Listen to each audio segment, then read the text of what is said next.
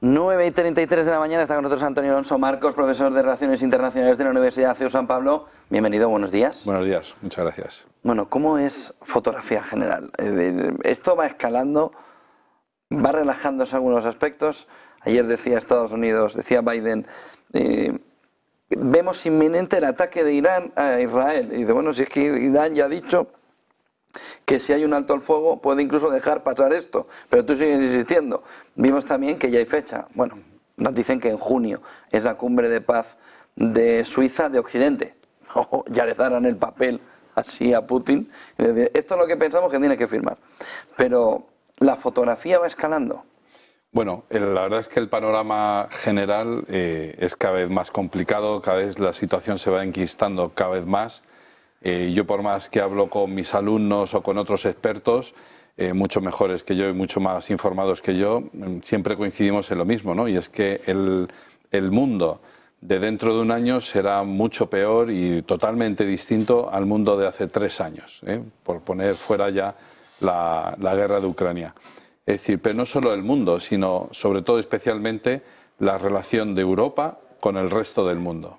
Es decir, si hace 5 años, por poner una fecha así, ya digo, fuera de la guerra de Ucrania, las relaciones de Europa con el resto del mundo pues eran amigables, eran amistosas, en fin, se basaban en el comercio, habían win-to-win, eso ya va a desaparecer de la vista, no porque Europa no quiera seguir con ese win-to-win, sino porque el resto de actores, viendo la actitud de Europa en la guerra de Ucrania y comparándola sobre todo con la guerra de Israel, pues se van de retirada, ¿no? Es decir, si quieres entramos a analizar la guerra de Ucrania, si quieres entramos a analizar... Empezamos por Ucrania.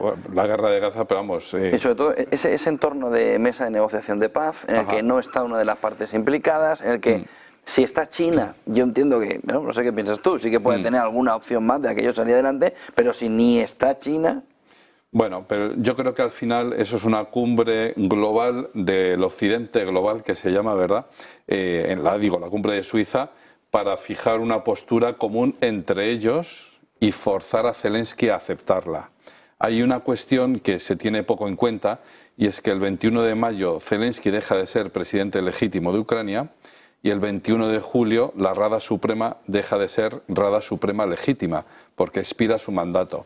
Se puede decir, bueno, en caso en caso excepcional, como está la guerra de por medio, pues entonces se puede prolongar el mandato. Difícilmente, un régimen democrático puede subsistir sin tener elecciones en su momento. Y es que la democracia no es solo una cuestión de procedimientos, pero también es una cuestión de procedimientos. Y hay que respetar los procedimientos. A partir del 21 de mayo, el que es presidente legítimo es el presidente del Parlamento, el presidente de la Rada Suprema. Pero es que a partir del 21 de julio el mandato de la Rada Suprema expira y por lo tanto también el presidente de la Rada Suprema. Por lo tanto tenemos un buen marrón, como se suele decir aquí en Madrid, tenemos un buen marrón porque a partir de ese momento vaya usted a saber lo que pasa. A lo mejor en ese momento Saluzny, que está de embajador en Reino Unido, en Londres, pues a lo mejor a partir de ese momento él dice yo soy el representante legítimo del gobierno legítimo de Ucrania. Madre mía. Y a partir de ese momento, pues repetimos la escena de la Primera Guerra Mundial y de la Segunda Guerra Mundial, cuando De Gaulle y Pétain, bueno, pues cada uno en su momento, ejercieron de comandantes supremos de Francia en el exilio, ¿no? Entonces, la opción de Suiza, bueno, pues está bien, yo digo, para cerrar ya el tema. El otro día... Para cerrar el tema... Con Ucrania, no con Rusia, sino con Ucrania. El otro día la cara del ministro de Exteriores de Ucrania, Dmytro Kuleba, cuando visitaba el cuartel general de la OTAN, era todo un poema. Es decir, nos acaban de decir que tenemos que ir haciéndonos una idea de que tenemos que ceder territorios. La situación está enquistada, como decíamos antes, pero la situación es difícil. Entonces, Europa, a nosotros nos han dicho a través de los medios de comunicación que no podemos aceptar que Rusia haya ganado territorios por la guerra, ¿no? El principio del uti possidetis iuri, ¿no? Es decir, que se ha ganado un territorio por la guerra y nos quedamos con él. Es decir, ese principio debe ser rechazado porque después de la Segunda Guerra Mundial eso ya no existe, ya no jugamos con ese principio o con esa regla de juego. Bueno, pero es que después de la Segunda Guerra Mundial unos cuantos conflictos del mundo se han resuelto por ese principio, es decir, tierra, paz por territorios. Paz por territorios. El conflicto de árabe-israelí es el principio que se puso en marcha. Armisticios, ¿no? También muchos armisticios. Exactamente. El paz, de Corea. Claro. Y bueno, y al final también el de Vietnam. Paz por territorios. De tal manera que con lo que hayas conquistado, con eso te quedas. No queremos admitirlo. Bueno, volvemos a la situación de abril del año 2022, cuando Boris Johnson viaja a Kiev y le dice a la cara a Volodymyr Zelensky: tiene usted que continuar la guerra. Eso que has firmado en Estambul y que luego posteriormente ese documento le enseña a Vladimir Putin a cámara en una reunión con líderes africanos, con representantes del sur global, y volvemos a esa premisa del principio: el mundo del futuro no será igual que el de hace 2 o 3 años, y por lo tanto los líderes africanos ya no mirarán a Europa con respeto y admiración, sino que verán una vuelta al neocolonialismo. Ese discurso que proliferó durante la Guerra Fría de mano de Moscú, de la mano de la Unión Soviética, pues ha vuelto, y parece que ha vuelto para quedarse. Y esto es realmente peligroso para Europa. Así que o bien sacamos la pata de la manera más dignamente posible, lo que incluye también, ya digo, ceder territorios de Ucrania a Rusia, o, es decir, la alternativa es mucho peor, ¿no?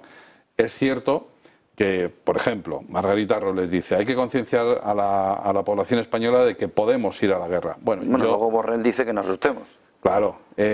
Y la manera de concienciar de Margarita Robles fue decir que hay un misil balístico que puede ir de Rusia a Madrid. Sí. Sin embargo, no dijo cómo nos defenderían del misil balístico, que sería lo normal en una ministra de Defensa. Yo entiendo que es un intento para decir: mira, estamos preparados para la guerra. No queremos ir a la guerra, pero si hay que ir, se va, ¿no? ¿Pero estamos preparados para la guerra? Buena pregunta, y yo creo que es mejor no abrir ese melón, no averiguarlo. Pero es el que de verdad quiere el ciudadano. Oiga, usted me está diciendo que hay un misil balístico que va de Rusia a Madrid. De Rusia a Madrid no, de Rusia a España. Veremos dónde. Sí. Oiga, ¿y usted cómo me va a defender a mí como ciudadano? Que pago mis impuestos todos los meses. Es decir, ¿cómo me defiende? ¿Escudo antimisiles? ¿Qué hablaron en la reunión de IFEMA aquí en Madrid de la OTAN? ¿Hablaron del escudo antimisiles? ¿Estamos dentro? Sí. ¿Nos defiende? Sí, en principio sí. ¿Protege también a Ceuta y Melilla? Es decir, hay muchas preguntas. Sí, totalmente. Entonces, oiga, usted no... Es que hay que prepararse. Entonces, el ciudadano de a pie tiene un poco la conciencia de decir: oiga, usted, o la sensación de que nos están concienciando para la guerra. Y que esa concienciación puede tardar 2 años, 1 año, 3 años, 6 meses, y diga: oiga, usted no juegue conmigo, dígame las cosas como son. ¿Nos podemos defender? ¿No nos podemos defender? Y sobre todo una pregunta: usted me está diciendo entonces que Putin es Hitler, es expansionista, en el sentido, no en el sentido ideológico, sino en el sentido expansionista. Sí. Entonces, si eso es así, tenemos un problemón. Entonces, ¿cuánto dinero hay que poner? Decía el otro día Bloomberg: 10 billones, no, trillones americanos, billones europeos. ¿Pero quién tiene 10 billones ahora mismo para poner encima de la mesa? Sí, no, por eso se habla de plazos más a medio largo plazo, pero la guerra está aquí y hay que cerrarla ahora, porque cuanto más tiempo pase, más irá avanzando a Rusia. El otro día, en una reunión con expertos, yo tenía al lado un señor, un experto, un muy buen experto sobre el tema de Ucrania, que decía que Rusia iba perdiendo la guerra, pero el resto de expertos decía: pues mira, creo que no. Es decir, la realidad sobre el terreno de batalla es que Rusia va avanzando. Insisto, lo que decías, no es un expansionista en el sentido de que quiere llegar a Lisboa. Ayer, en otra reunión con otros expertos militares, le decía esto, digo: entonces eso de que Putin quiere llegar a Lisboa, como que no. Dice: eso es una absoluta tontería. Se lo dijo Vladimir Putin en la entrevista a Tucker Carlson con respecto a Polonia, ya no con respecto a Lisboa, sino con respecto a Polonia. Dice: mira, yo no quiero entrar en Polonia. Pero, insisto, las espadas están en alto. Antonio, podemos aceptar el pulpo como animal de compañía. Claro. Vamos a creernos que de verdad Putin es expansionista. Vamos a creerlo. Oiga, este señor quiere llegar a Lisboa. Perfecto. ¿Y qué vamos a hacer en Europa para defendernos? Porque esa es la pregunta fundamental. No me esté usted dando pequeñas píldoras. Dígame cuál es la fotografía. Dígame cómo nos vamos a defender, dígame si hay que de verdad restaurar el servicio militar obligatorio, dígame quiénes van y quiénes no van, claro. O si aquí también va a haber diferencias, o no, o si vamos todos, o vamos estos, o vamos estas, o vamos... Es decir, hay muchas preguntas. Entonces, ahora mismo el ciudadano de a pie está desorientado.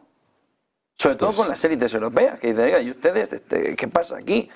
En fin, no, estamos viendo la fotografía de una conducción de un camión que va hacia la guerra. Bueno, vamos a ver, a día de hoy la única forma de hacer frente a Europa contra Rusia, y digo hacer frente, no digo ganar, digo hacer frente, sería con la ayuda de la OTAN, es decir, con la ayuda de Estados Unidos, es decir, botas sobre el terreno de Estados Unidos aquí. Digo, esa sería la manera que únicamente se me ocurre a mí que podría ser.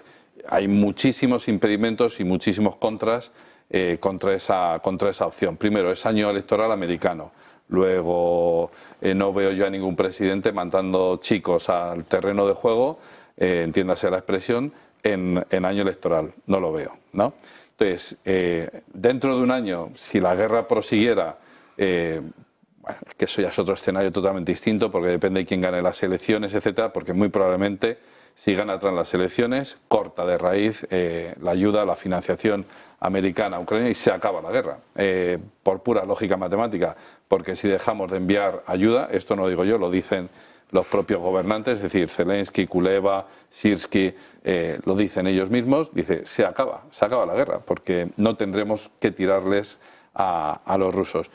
Y está el medio y largo plazo.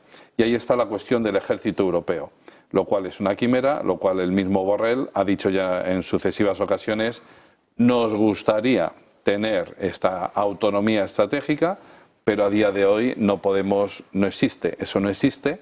La inversión que se dijo en Cardiff de que tenemos que elevar al 2% como mínimo el gasto militar, bueno, pues a día de hoy lo cumplen 11 países, si no recuerdo mal, de la OTAN, 11 países. Sí, pero esto de Bloomberg que te comentaba, nada. dice el 4, ¿eh? Claro. Es que en España estamos en 1,2. Y España es 1,2. el tercero por la cola. España es el tercero por la cola en ese gasto que no llega, bueno, al 1,2, efectivamente, dice el presidente del gobierno, y yo me fío de él, porque yo siempre confío en nuestro presidente del gobierno, que para el año 2029, bueno, pues habremos alcanzado eso. Pero eso ya no es medio plazo, eso es largo plazo, porque, ya digo, lo que es perentorio es la guerra, que está aquí, que no vamos a poder resolverla si no es cediendo territorios. Entonces, el plan Zelensky, por más que él insista en que tiene que ser, que tienen que dejarnos todos los territorios del año 91, que Putin se tiene que sentar en un tribunal penal internacional y que efectivamente los rusos tienen que pagar los desperfectos, pues ese plan Zelensky se tendrá que apartar. ¿Cómo se aparta ese plan Zelensky? Apartando a Zelensky, porque él mismo se ha convertido en un obstáculo para la paz. Y no la paz en el sentido de la rendición, sino un obstáculo para la convivencia pacífica entre los europeos. Esto, al final, hay que tenerlo en cuenta. El objetivo último es la convivencia pacífica entre europeos. Durante décadas, la Unión Europea ha apostado por la vía del comercio. Yo creo que funcionaba, pero bueno, la cuestión es que cuando se entra en la discusión de si en Ucrania vamos a emplazar bases militares de la OTAN, ahí es donde salta la discusión. No salta la discusión cuando Rusia invade ya definitivamente el Donetsk y el Lugansk, el Donbass, sino que la discusión salta mucho antes, cuando se amenaza con que la OTAN va a poner bases militares en Ucrania. Ese es el punto de inflexión. Y el propio Vladimir Putin lo anuncia o lo advierte en la Conferencia de Seguridad de Múnich del año 2007. Dice, ojo, la expansión de la OTAN nosotros lo consideramos una amenaza. Es decir, se puede presuponer, pero en cuanto te lo han dicho, oye, siéntate a hablar. Eso lo hicieron Obama y Medvedev, se sentaron a hablar. Más o menos encarrilaron la cosa, pero llega el 2014 y se acabó. ¿Está Europa preparada para una guerra contra Rusia? A día de hoy no, y ellos son conscientes de ello. Podemos hacerles frente de alguna manera, por eso hemos enviado todo lo que hemos enviado a Ucrania, que no es solo material, sino, por supuesto, también hombres. Hemos enviado hombres sin bandera, que esto también es muy, muy interesante, pero ya digo, es la única manera que se nos ocurre de frenar un poco a Rusia, ¿vale? pero vamos, difícilmente. Decías Oriente Medio, toda la situación de Irán, decía Naciones Unidas, cuidado con lo que puede suceder en Jordania, con Hezbolá e Israel, en esa línea azul, y cuidado con lo que puede suceder, decía ayer Estados Unidos, lo comentaba al principio, que Biden decía el ataque puede ser inminente. Estamos en un periodo de pausa previo a la tormenta perfecta en Oriente Medio, porque Irán, Hezbolá, Israel, junto con Hamas, es que no hay mucho más. Claro. Estrecho de Hormuz a freír espárragos. Hace 2 días decía Irán que hasta ahora no han tocado el Estrecho de Hormuz, pero que, hombre, si hay presiones, el Estrecho de Hormuz, 20% del petróleo, Claro. así, rapidito, se para. No hay nada descartable. Vamos, el escenario está como para cogerlo con pinzas, ¿verdad? Yo en principio, y es lo que yo considero, Israel tiene su plan con respecto a Gaza, Israel tiene su plan con respecto a Hamas e Israel, por último, tiene su plan con respecto a los proxies de Irán, ¿vale? La cuestión del ataque, la última, ¿no? El ataque del fin de semana contra un edificio al lado del consulado iraní, eso sí que es un tema grave. Primero, de hecho, Israel no lo ha reconocido que hayan sido ellos, pero es un tema grave porque ha matado a líderes de la Guardia Revolucionaria iraní que estaban reunidos con líderes de Hezbollah o de Hamas, ¿no? La cuestión es que puede escalar en cualquier momento. Hasta ahora todo el mundo ha hecho gala de contención porque a nadie le conviene meterse en una guerra regional, digamos, abierta y con ejércitos regulares. A nadie le conviene. No quieren repetir el éxito de la guerra de los 6 días, no quieren repetir el éxito de la guerra del Yom Kippur, no quieren repetir nada de eso. Por otro lado, Estados Unidos no puede estar metido en 2 guerras a la vez, no puede estar metido en Ucrania y a la vez metido en el Mar Rojo o en el conflicto entre Israel e Irán, un posible conflicto entre Israel e Irán, y a la vez estar pendiente de lo que sucede en Taiwán. No puede. No tiene esa capacidad, ya no tiene esa capacidad. Por capacidad de decisión, porque estamos en el año electoral, por lo que sea, ahora, a día de hoy, no tiene esa capacidad. Pero eso puede ser una estrategia del bloque de China, Rusia y compañía, es decir, el de saturar ya, usted quiere esto, vale, pero va a ser por todos los lados. Es decir, una estrategia de saturación en el que diga, lo que estás diciendo, es decir, hay un momento en el que estalla. Se suelta y dice, ya no puedo, Ucrania, Oriente Medio, Taiwán, ver las Coreas, ver Irán, ver Hezbollah, es decir, puede llegar un momento en el que eso diga, ¡pum!, suelta. Sí, yo desconectaría el episodio... Y que sea la estrategia de ellos. Sí, bueno, podría, o sea, por poder podría ser, porque aquí estamos abiertos a todas las posibilidades, pero yo desconectaría el ataque de Gaza con toda esa estrategia global.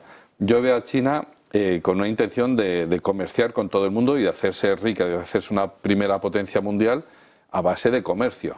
La guerra de Ucrania a China le ha venido mal, le ha venido realmente mal, porque le ha interrumpido el flujo constante de productos desde el centro de China hasta el centro de Europa, ¿no? Es decir, la ruta de la seda. La ruta de la seda, que es su proyecto estrella, que presenta Xi Jinping en Kazajistán en el año 2013.